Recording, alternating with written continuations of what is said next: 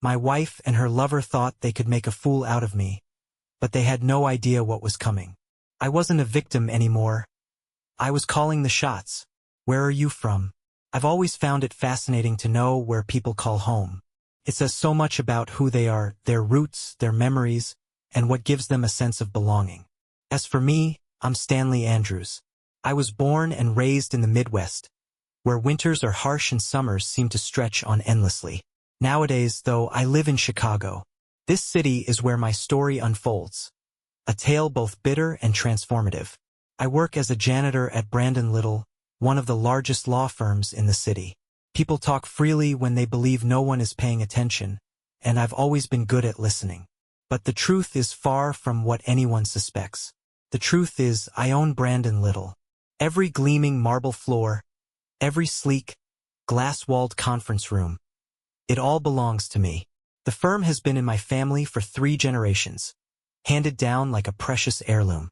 But inheriting something like this isn't just about power or wealth. It's about truly understanding what makes it thrive. When I graduated from college, my father handed me the reins. Yet, I didn't want to sit back in a leather chair and oversee things from a distance. I needed to learn the business inside out. Over the past 5 years, I've worked in nearly every department, holding roles like intern, mail clerk, and paralegal.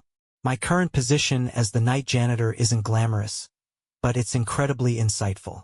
It's surprising how easily people overlook those they think are invisible. Even lawyers barely notice the hands cleaning up after them. I thought I had a solid grasp on understanding people. My law work required it, my undercover roles honed it, and my upbringing reinforced it. But nothing prepared me for the betrayal that would shake the very foundation of my world. Her name is Ira, my wife of 7 years. She was the love of my life. Ira had a radiant presence, the kind that could fill a room with her laughter. She worked as a photographer, spending her days capturing beauty and truth through her lens. When we first met, I was captivated by how she could turn the ordinary into something extraordinary. But cameras only show you what's in front of them. They can't reveal what's hidden behind the scenes. The signs were subtle at first, as they often are. She missed a dinner here, had a late-night photo shoot there. I dismissed these things, convincing myself it was because of my odd hours as a janitor. She was just adapting to my schedule, or so I told myself. Then, one night, her phone buzzed on the kitchen counter. The screen lit up with messages. I've never been one to snoop. Trust was always the cornerstone of our marriage. But something compelled me to look, and what I found unraveled everything I thought we'd built together. The message was from someone named George. Can't wait to see you tomorrow. Same place. At first, I refused to believe it. George? Maybe a client, I thought, or someone she was collaborating with on a project. And there were more messages. Dozens of them dating back months. Dinner plans, inside jokes, and compliments. Things I hadn't heard her say in years. I set the phone down, my hands trembling. The truth hit me like a freight train. Ira was having an affair. That night was a blur. I went to work, scrubbing floors and emptying trash bins with a robotic precision that masked the turmoil inside me. Questions swirled in my mind, relentless and unyielding. Who was George? How long had this been going on? How had I been so preoccupied with my secret life as a janitor that I missed what was happening in my own marriage? But amid the chaos, a new determination began to grow. I wasn't just Stanley Andrews, a betrayed husband. I was the owner of Brandon Little, a man whose life revolved around uncovering the truth. If there was one thing I knew how to do, it was investigate. That night marked the beginning of a journey I never wanted but couldn't avoid. I needed answers, not just for the sake of knowing, but for myself. It all began on what seemed like an ordinary night. The halls of Brandon Little were quiet, except for the steady hum of the cleaning machines. That night, I wasn't expecting anything out of the ordinary. The building was usually deserted by that hour, the employees long gone, leaving behind only silence. But as I pushed my mop toward the hallway, a faint murmur of voices reached my ears, coming from the break room. It was unusual enough to make me pause. By that time of night, the place was almost always empty. I didn't set out to eavesdrop. But then I heard her voice, Ira's. Honestly, George, she said, her voice cutting through the crack in the door. Stanley has no idea. He's so wrapped up in his little janitor routine. He's probably mopping the floor right now, clueless as ever. Then George's deep, smooth chuckle followed. You're wasted on that man, George said. He's too small for you, Ira. He doesn't see you for who you really are. Ira sighed. He doesn't, does he? It used to be sweet, even charming, she said. Now it's just pathetic. That word, pathetic, stabbed at me. Their voices continued, though I barely registered the words. My mind was too consumed by the weight of Ira's betrayal. This wasn't just an affair. It was something worse, derision, disdain. The woman I had loved, the one I had built my life with, saw me as nothing more than a joke. I don't know how long I stood there before the door finally opened. George stepped out first, his tall frame filling the doorway. As always, his expensive suit was impeccable. He exuded the kind of confidence that made him seem untouchable, like the world bent to his will. Ira followed close behind, brushing her hand lightly against his arm. It was a casual gesture, but it made my blood boil. At first, neither of them noticed me, standing there like a shadow at the edge of their carefully crafted world. Then George's eyes met mine. He stopped, his smug grin fading for a brief moment. Ira turned, her face shifting from laughter to shock in an instant. Stanley, she said, her voice unsteady. What are you doing here? I didn't reply. In that moment, I knew there was no fixing this. No explanation that could undo what I had just heard. They didn't apologize. They didn't even try to justify themselves. George was the first to recover. He straightened his posture, the smirk creeping back onto his face. You overheard, huh? He said, his tone laced with mockery. Well, Stanley, I suppose this is awkward. Awkward. That was the word he chose. I turned and walked away. Under the glow of the streetlights, one thing became clear. I couldn't stay silent anymore, but confronting them outright wouldn't be enough. I needed a plan. This wasn't just about betrayal. George wasn't just a senior partner at the firm. He was dangerous, corrupt, and wielding his influence like a weapon. And Ira? She wasn't just unfaithful. She was complicit. If I wanted to take them down, I had to be smarter than them. The next morning, I arrived at the office early, blending into the crowd as I always did. My janitor's uniform was my shield, allowing me to move unnoticed. Using one of the cleaning terminals, I bypassed its standard functions and accessed the firm's internal system. What I uncovered was more than I had hoped for. It was a goldmine. George's emails were a roadmap of his corruption. Client manipulation, kickbacks, and shady financial schemes that could topple the entire firm if exposed. And Ira? She was in it up to her neck, feeding him confidential information to undermine competitors and profit personally. I couldn't tackle this alone. I needed help. That night, I met Nicholas Mollygon at a quiet diner. Nicholas was an old colleague from my days in IT, a tech wizard who thrived on solving problems that seemed impossible. Over coffee, I laid out my plan. George Timmons, I said, leaning forward, is dirty. I need you to help me prove it. Nicholas's eyes lit up with interest. You're thinking surveillance, right? A system to monitor everything they do. Exactly, I said. Emails, calls, files, everything. Nicholas nodded but leaned in closer, his voice dropping. If George is into shady business, he'll have measures to cover his tracks, he said. Guys like him don't rise to power without being careful. I know, I said. That's why I need you. Nicholas agreed to set up the system, promising full access to George and Ira's activities. This wasn't just about revenge. It was about justice, and I was ready to see it through. The next step in my plan was to bring in Madison Kingsman, an old friend and one of the sharpest attorneys I'd ever known. We hadn't spoken in years, but when I explained the situation, she didn't hesitate to help. This is serious, Madison said after hearing everything. If George is committing fraud, you'll need solid evidence. No half measures. That's the plan, I replied. But I need your expertise to navigate this legally. I won't make a move until I can bring him down. Madison nodded, her expression serious. For the next few weeks, I operated in the shadows. Nicholas's monitoring system captured everything. George's incriminating emails, Ira's messages, and even surveillance footage from the office.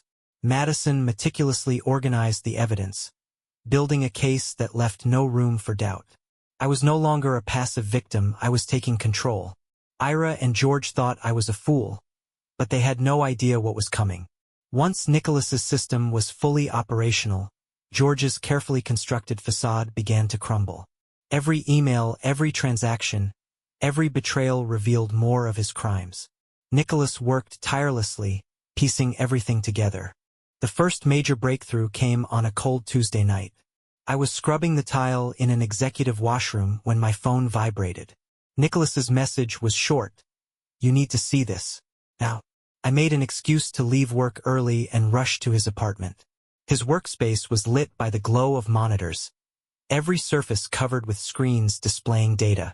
Look at this, Nicholas said, pointing to the main monitor. It showed George's financial history, a web of deceit and corruption. George has been funneling money into offshore accounts. Nicholas explained, clicking through spreadsheets and transaction records. At least $2 million over the past 5 years. And that's just the start. My voice was tight with tension. How is he doing it? Embezzlement and forgery, Nicholas replied. He's been creating fake clients and cases with real payouts. Then he routes the money through shell companies and deposits it in accounts in the Caymans. I stared at the evidence, disgusted. George wasn't just greedy, he was a criminal. But the real blow came when Nicholas pulled up another file. It showed a forged signature on a client's settlement agreement. That's Ira's handwriting, I said, my throat tightening. She's in this deep, Nicholas confirmed. From what I've seen, she's been helping him cover his tracks, probably for a cut. The room felt stifling as I absorbed this new betrayal. It was one thing to know she was unfaithful, but to be part of a criminal scheme, to betray me on every level. She's betrayed you completely, Nicholas said, reading my thoughts. I'm sorry, Stanley, but I didn't want sympathy. I wanted justice. The next discovery came when I began looking through Ira's personal correspondence. Nicholas had set up access to her emails, texts, and social media accounts. It didn't take long to find what I was looking for. There were hundreds of messages between Ira and George. Some were disguised as professional correspondence, but others were damning. The condo will be ready by June, George wrote in one message. We'll move in once the dust settles. Ira's reply made my blood run cold. Stanley will never see it coming. Once the accounts are clear, I'll file for divorce. We'll have everything. Ira had been working with George to siphon not just the firm's money, but mine as well. She had been withdrawing small amounts from our joint savings account, carefully disguised as household expenses or small purchases. I checked my banking app and saw the gaps. Money siphoned off so gradually I hadn't noticed. One email from George to Ira outlined their contingency plan. If this goes south, we'll need a scapegoat. He's already suspicious. Let's make sure the paper trail points to him. The words hit me like a physical blow. They weren't just betraying me. They were preparing to frame me if their scheme fell apart. Standing there in Nicholas's apartment, I felt the weight of everything they had done. But instead of breaking, my resolve hardened. This wasn't just about exposing their betrayal anymore. It was about ensuring they paid for every lie, every theft, and every calculated move. I wasn't going to let them win. Not only had they stolen from me, but they had planned to destroy me if their scheme unraveled. By the end of the week, I had compiled a mountain of evidence. Bank statements, incriminating emails, surveillance footage, and more. When I presented everything to Madison, she was stunned. This isn't just fraud, Stanley, she said, flipping through the files. This is conspiracy. With what you've gathered, we can bury them both. George and Ira had believed themselves untouchable, that they could manipulate and discard me without consequence. They were wrong. The evidence I'd collected wasn't just a shield, it was a weapon. And when the moment came, I'd wield it without hesitation. The boardroom was as formal as ever, filled with senior partners seated in their polished leather chairs, laptops open, their focus divided between emails and idle chatter. It was business as usual until I walked in. This time, I wasn't wearing a janitor's uniform. Dressed in a sharp, tailored suit, I pushed open the heavy oak doors and strode in with a confidence I hadn't felt in years. The murmur of small talk stopped, replaced by confused stares.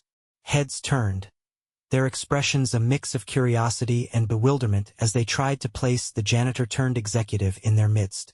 George sat at the head of the table, his trademark smirk firmly in place. Beside him, Ira's eyes flickered with confusion and unease when she saw me. "Stanley?" she said uncertainly. "What are you doing here?" I ignored her, focusing on the room. "Good morning, everyone," I began. "I realize my presence here is unexpected, but it's time I introduce myself properly." I walked confidently to the head of the table, standing beside George. "I'm Stanley Andrews, owner of Brandon Little." Gasps rippled through the room. George's smug expression faltered, replaced by shock and disbelief.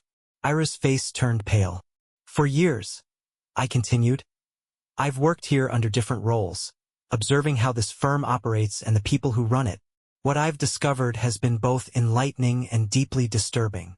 I placed a thick folder on the table and opened it, revealing the damning evidence Nicholas and I had compiled. Sliding the first document toward George, I said, "This is a record of your offshore accounts, Mr. Timmons. $2 million siphoned from firm funds through fraudulent cases. Here's proof of your forged client settlements, which I assume you thought no one would notice." I pulled out another set of papers and placed them on the table. "And finally, these emails between you and Mrs. Andrews detail your plans to implicate me in your schemes." George's face drained of color as he scanned the documents. His mouth opened to protest, but I didn't give him the chance. "Don't bother denying it," I said coldly. "Everything here has been verified. You're guilty of embezzlement, fraud, and conspiracy." I turned to address the rest of the room. "As of this moment, George Timmons is fired. Security will escort him out after this meeting. You'll also be hearing from our legal team." Madison, who had been seated quietly at the far end of the table, stood with a predatory smile. "We've already drafted the paperwork," she said. "Your assets will be frozen, and we'll be cooperating with law enforcement to ensure the proper charges are filed." George shot to his feet, his face red with rage.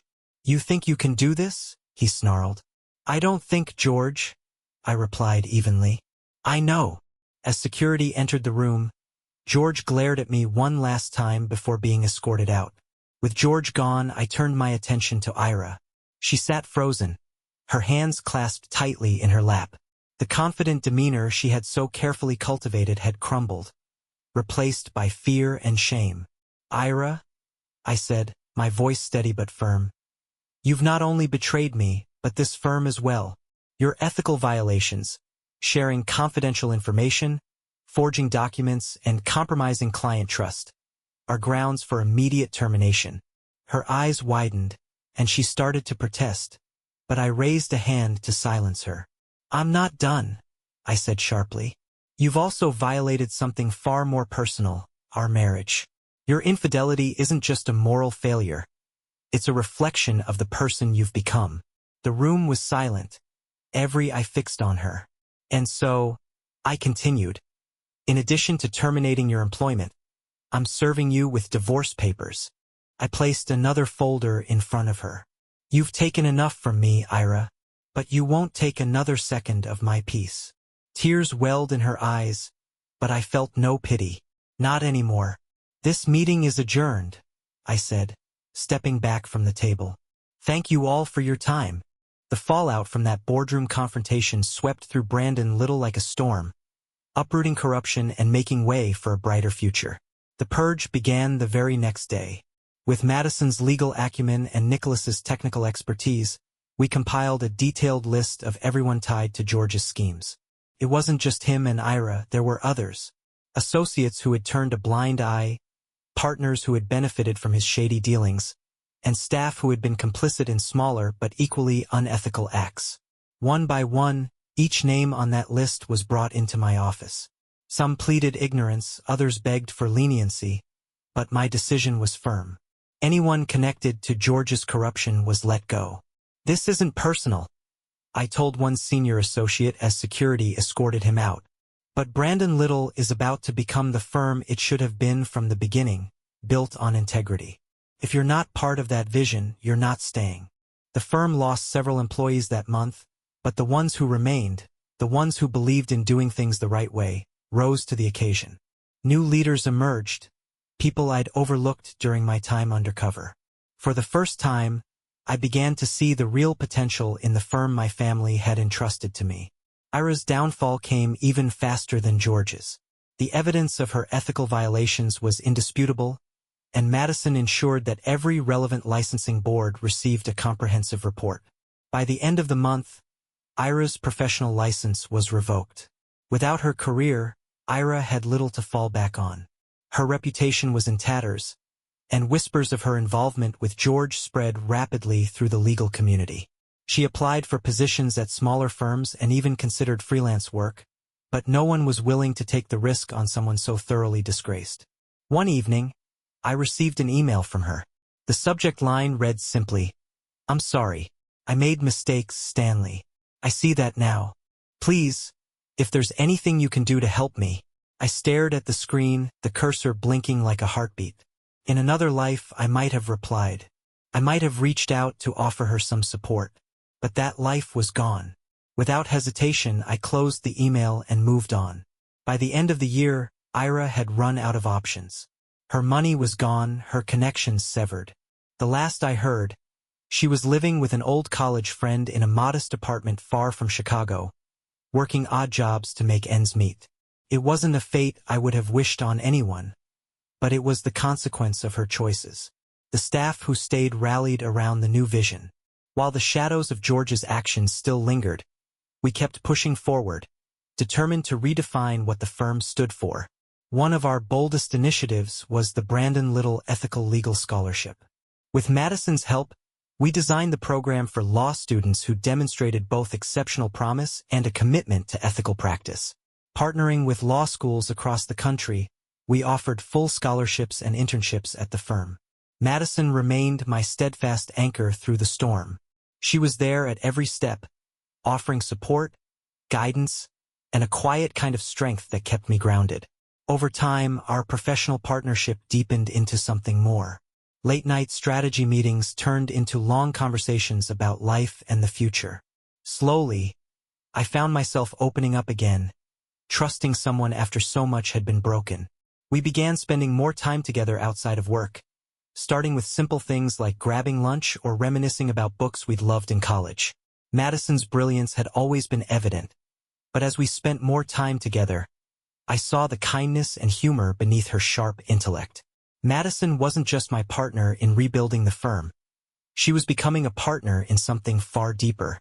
As the weeks turned into months, Brandon Little continued to thrive. The scholarship program brought in fresh talent with bold perspectives, and the firm's reputation soared. With Madison by my side, the future seemed brighter than ever.